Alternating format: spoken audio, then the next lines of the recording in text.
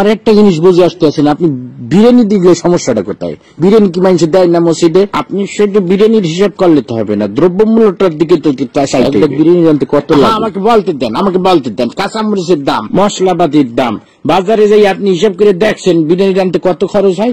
আপনি খালি বিরিয়ানি হাঁটতে আছে বিরিয়ানি রানতে বর্তমানে যে খরচ হবে ওইটা দিয়ে ঢলঢলা খিচুড়ি আপনি 50 জন মানুষ এক পুরো গ্রাম ধরে আপনি খাওয়াই দিতে পারেন। বুঝলাম না, প্রতি বছর ইফতারির সময় আপনার একটা হিসাব করবোই তো, সমস্যাটা কি আপনার?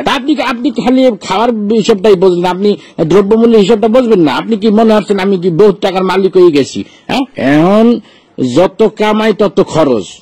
এই যে আপনার মসজিদে প্রতি মাসে ইমাম সাহেবের বেতন না দিলে ইমাম সাহেব চলবে কেন? আমার কথা বলতে দেন। আবার এই যে রমজান মাস আইছে, তারাবি পড়াবে, হাদিয়া দিতে হইবে না? আমার খরচ কি কম? ফেতরা দিতে হইবে, জাকাত দিতে হইবে। শোনেন একটা কথা, রিজিকের মালিক আল্লাহ। আল্লাহ আপনার ধন সম্পত্তি দিছে, ধন সম্পত্তি দিয়ে আপনার পরীক্ষা লেতে আছে। এই টাকা পয়সা যখন তখন আল্লাহ লিয়ে যেতে পারে। আপনি এই টাকা পয়সা আপনার জানের সৎকা করবেন, ফেতরা দিবেন। মুসলমান হিসেবে তো এটা আমাদের সকলের দায়িত্ব। সবাইকে বয়ান করে যে বোঝানো যায় না, বুঝছো? যে তুই কোরআন বুঝাইতেছিস, বুঝবে না। একটা কথা সবসময় মনে রাখবি, যে মানুষটা জায়গা রয়েছে তাকে কিন্তু ঘুমেতে উঠানো যায় না। এই যে আমি বিরিয়ানি দিতে পারবো না, আমি ডলডলা খিচুড়ি দেবো, বিরিয়ানি দিলে আমার সমস্যা, এই যে এত সময় ধরে বুঝাইতে আসো।